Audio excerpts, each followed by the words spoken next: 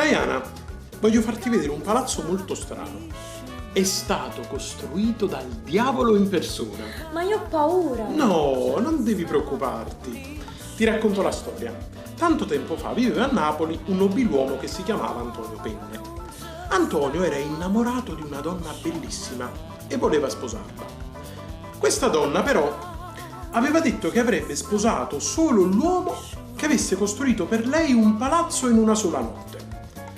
Allora Antonio invocò il diavolo e disse: se costruirai per me un palazzo in una sola notte, io ti darò la mia anima. Il diavolo non ci pensò due volte. Fece firmare un contratto ad Antonio e costruì il palazzo.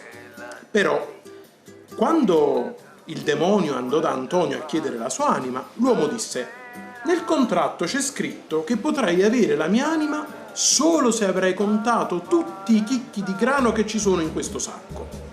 Il diavolo allora si mise a contare, ma alla fine il conto era sbagliato. Antonio era furbo, era riuscito a far sporcare le mani del diavolo con la pece e alcuni chicchi si erano attaccati alle unghie.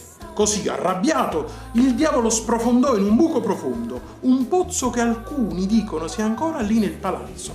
E così Antonio ebbe salva la vita. Era proprio furbo questo signore.